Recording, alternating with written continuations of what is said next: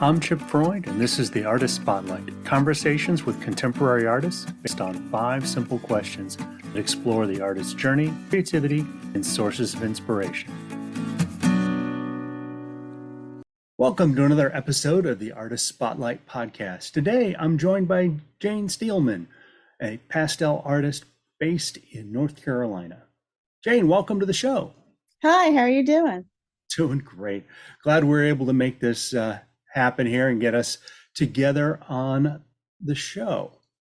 So the first thing I want to start off with is, can you give the audience a sense of a project you're currently working on or something maybe you just finished?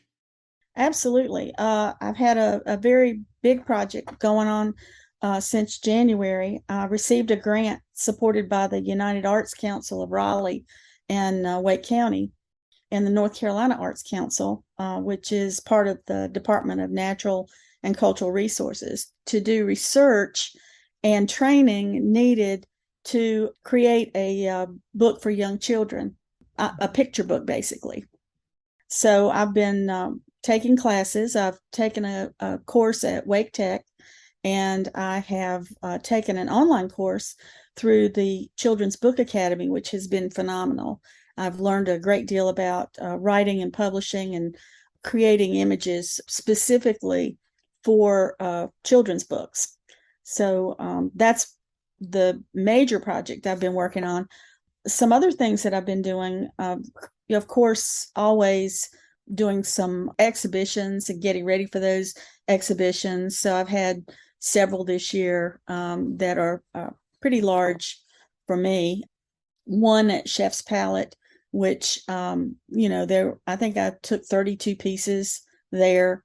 Part of Margot's restaurant where we're doing, I'm taking one piece as a group show there with the Fine Art League of Cary. And also we have the state, actually it's the Pastel Society of North Carolina member show that's really large this year over at the Imperial Center in Rocky Mount. So, getting ready for all those shows, and I still have a couple coming up for the rest of this year. But something I decided to work on this year was to devote more time to creating portraits. So I actually just delivered 5 portraits to a family member, and doing all of his grandchildren. And then I've got 2 more I'm working on right now for Christmas commissions. Well, excellent. Sounds like you've got a full plate. Absolutely. That and taking care of my 3 adorable grandchildren. Marvelous, marvelous.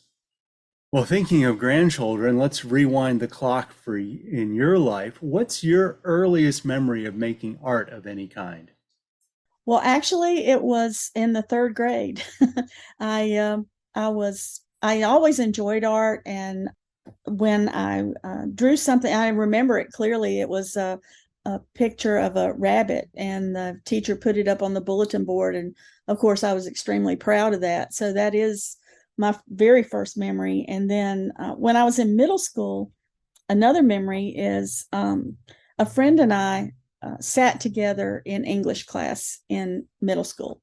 And I would draw pictures and she would do the speech bubbles for it. So basically we were not doing our English work. We were, I don't know, maybe you could consider it English. She was writing speech bubbles, but I was drawing pictures, and they were mostly funny mice. So those are my very earliest memories. And then later on in high school, I was president of the art club and took a lot of art classes. From middle school on, I took art classes and just was involved and had lots. I was fortunate because in Forsyth County in North Carolina, which is where I grew up, we were lucky enough to have good art programs, and we displayed from the high school every year in Old Salem under the oaks, and then also had summer programs in drawing and painting. Well, very cool. By any chance, do you still have any of those old images or drawings still in your collection someplace? I don't believe I have anything from middle school or high school, but I do have things from my years in college, which are fun to look back on. Yeah, yeah. I was chatting with an artist the other day, or drawing from like elementary school that had won a school contest, and that they still have it up on the wall just to remind themselves where they came from. Oh, that is so cool. I wish I did have some of those. Yeah. I actually have a photograph of it, though, a photograph of the classroom in the third grade where it is up on the bulletin board. So I do have that, but I don't have the original. Wonderful, wonderful.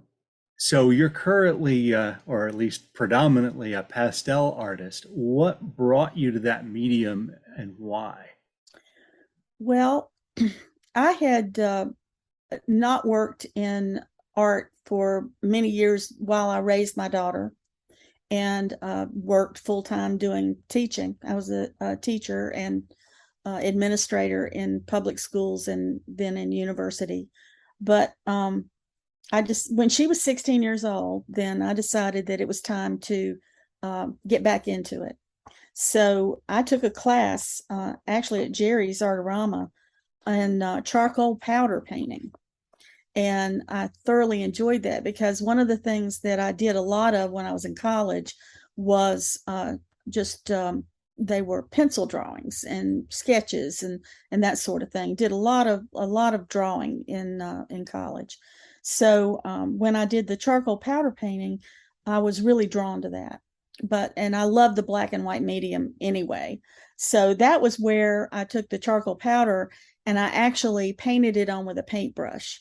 So a lot of people use charcoal in different ways, but that was something really different for me, and I really enjoyed it. So after a while, I joined the Pastel Society of North Carolina at that time because it was basically the only place where they were doing something similar with something, that was a medium similar to that. And they were doing it in color. So I wanted, other artists around me and like artists. I think it's good to belong to groups and share information. So I joined, but I didn't stick with that at that time. But I wanted to get into color. So I started looking at other ways that I could use something very similar to the charcoal powder that was in color. And I got a set of pastels and I tried to use them. And I hated it so much that I gave my pastels away. But soon after that, a friend of mine said, okay, let's take this class in pan pastel. Well, in pan pastel, you don't touch it. You have tools that you actually use to put it on, just like I was doing with charcoal with a brush. So we took that class and I fell in love with it again. So I started using pan pastels, and then it evolved into needing to have more than just the pan pastels. So then I went to stick pastels and discovered that yes, you can wear gloves when you're working with pastels. So so I really didn't mind the texture and the feel of it anymore. I didn't need to worry about that. So I got into stick pastels. And then now eventually I don't even use gloves half the time. It's just you get used to certain things and love it enough that you can overlook, certain things. And I don't even mind the feel of it anymore. It was just at first it was off-putting for me. Interesting, interesting. Well, it's a good thing that you had a friend to bring you back to it because your work is beautiful. Oh, thank you. So what inspires your art? Where does it come from? Well, I think that it comes from nature and everything around me because I love nature. I love the mountains. I went to school at first and at Appalachian and was surrounded by the beauty of the mountains, and I really enjoy that. Another thing that inspires me, of course, are my grandchildren. I actually took a portrait class many years ago, and of course, they ask you what your goal is. Well, my goal was to paint my grandchildren, to be able to paint my grandchildren with a likeness that you would know that's who it was, and so that's what I work toward. But I also love nature and I love landscapes, and so I do paint a lot of landscapes. in art class when I was at Appalachian, we would go up on the Blue Ridge Parkway and we would draw while we were up there and paint, and it was just beautiful. Plenty of inspiration up there for sure. Absolutely. Another thing that inspires me are animals, and I know that it's a podcast and you can't see it, but you can see that I have a dog here behind my head on the chair. So I love animals, and I love to paint and draw animals too. Any particular animals draw you in? Your own pet dog there, or? Well, I mostly get commissions for dogs, but once in a while cats as well. And I have painted our cats, so we had two, and so I've done several, mostly dogs though. Most people want to have their pet dogs painted. I don't think I've painted rabbits as well, because we had some pet rabbits at one time. We started out with two, and we ended up with 13. So it's true what they say about rabbits. So I had plenty of rabbits to paint. Yeah, there you go. Well, that also, I guess, also adds another element of where does your art come from? Commission. So when people say, I'd like you to, paint my dog or paint a family member, that's another source of your inspiration, which is purely contractual. It is, but I love commissions. I know a lot of artists don't like commissions, but I've not had a negative experience, and I love drawing people and animals, or painting people and animals. So it's always wonderful to be able to deliver that to a client and see the look on their face, and that to me is just extremely rewarding. Oh, I imagine so. As you think back over your art career, what advice would you give to an artist just starting out? Well, I have experimented in just about everything that's out there. And I would recommend that a person experiment, that they do a lot of experimentation with media, substrates, and with genre, and with subjects, and see what it is that really makes them sing. What is it that really rings your bell? Because when you find that thing, that's what you need to focus on. But you can't know that that's it unless you've experimented with a lot of different things and with a lot of different subjects. But once you find that thing, stop experimenting, because then you're just wasting your time on other things. Basically, you want to focus at some point so that you become really good at that one thing that you really love. And so that's, I'm trying to take my own advice and focus now on portraits, because I do love it and I want to become better at it. And I think that, you don't, another thing I think is you don't compare yourself with other people. You compare yourself with yourself. And everything that I do, the last one should be the best one that I've done, because I should be getting better. Another thing that is advice that you hear all of the time, but I'm going to throw it out there as well, is paint every day. Do something every day. It doesn't have to be big.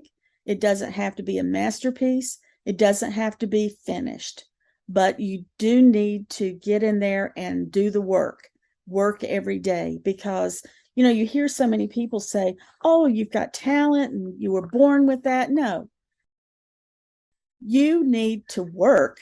Artwork is work. You need to get in there and paint every day and practice every day, because even if you make a mistake, you learn from your mistakes. I would say you learn far more from your mistakes than you do from your successes. Yes, you do. Yes, you do. Success actually is a horrible teacher. Yeah, it probably is. Because it ends up going to your head, and then you started doing different things, and you really didn't learn how it got you there. You just enjoyed it. Well, and another mistake that I see people making is painting for others instead of painting for yourself, painting to try to sell it, painting because you think that people will buy that as opposed to what you really want to do. And if you paint what you love, they'll buy it. I mean, they'll like it, they'll want it. You'll feel a need because you're painting what you love, and you'll do a better job at it as well. So Completely agree on that point. It's then a matter of simply finding the audience that loves your work rather than trying to create work that you think another audience will enjoy. Exactly. No, I think that's some really good advice. Well, it's not new advice. No, but it's one that we need to remind ourselves of. We all are subject to it. I just came off of a couple of art fairs, and of course people walk in the booth and say, do you have, fill in the blank, particularly as a photographer.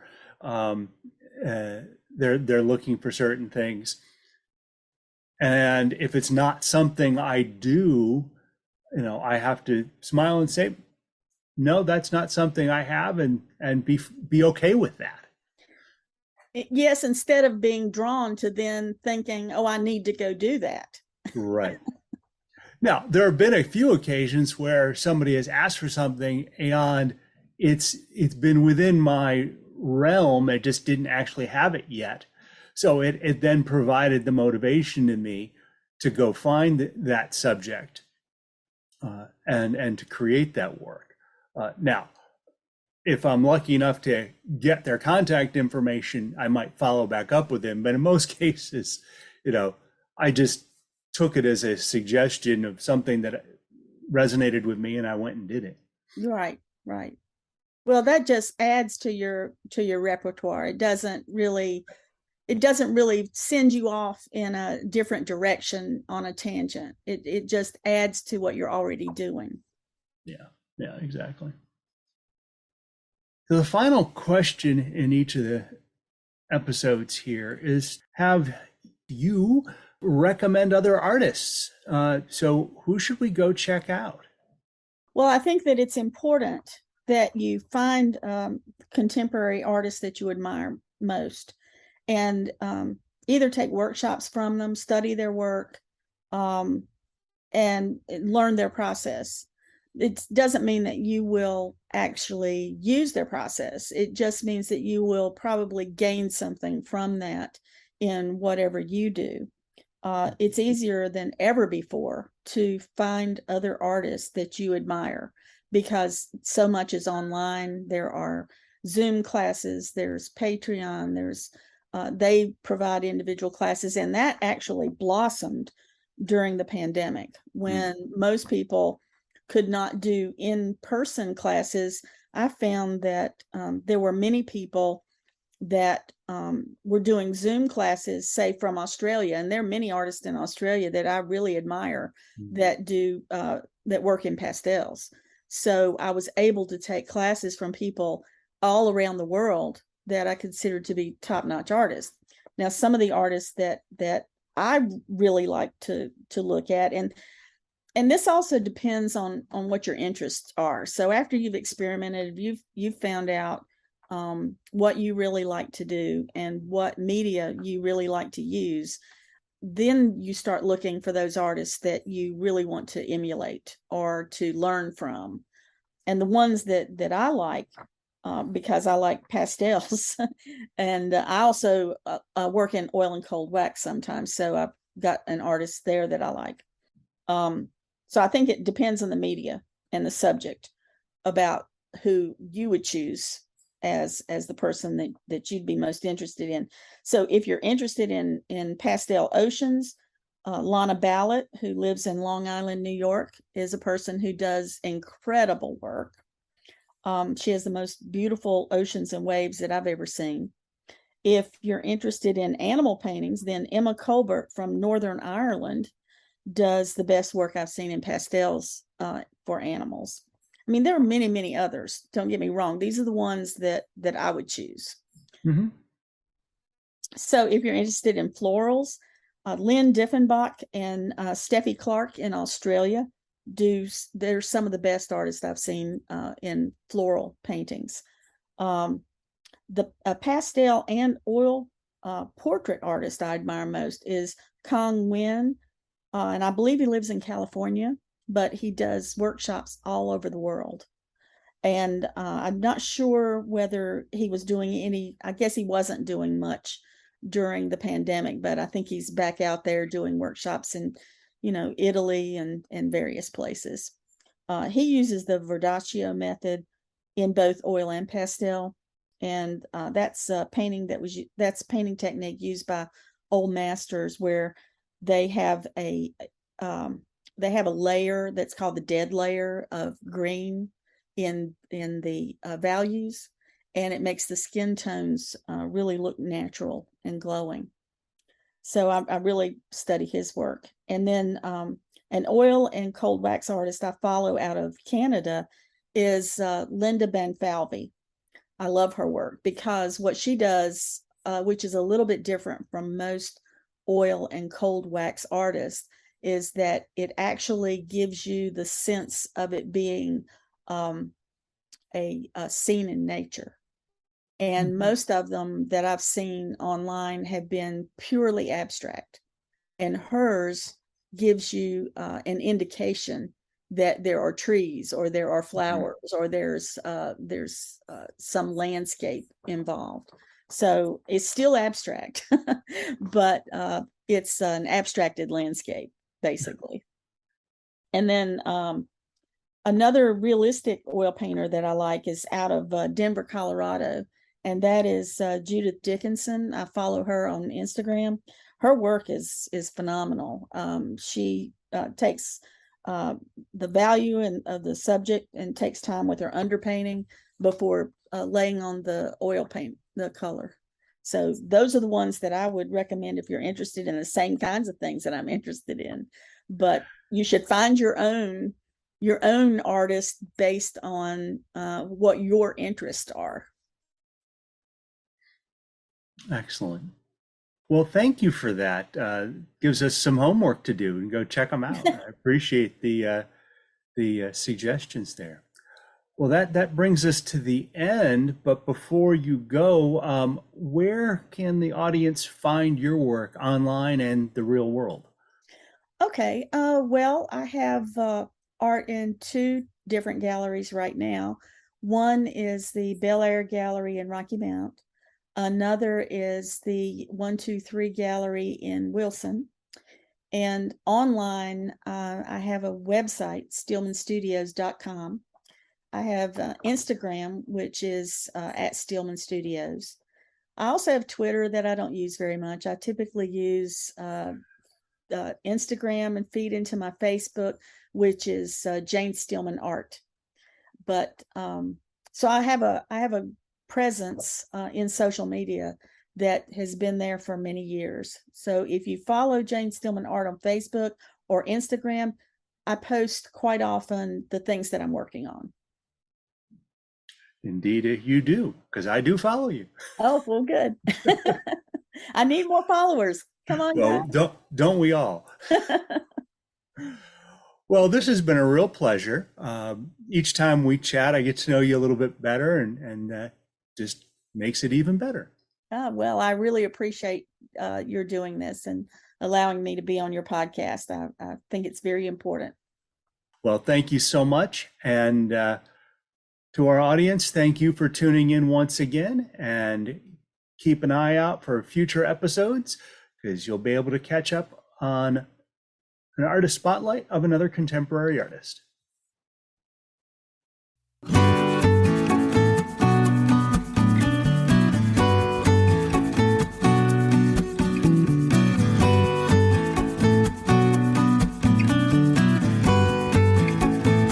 Thank you for joining us.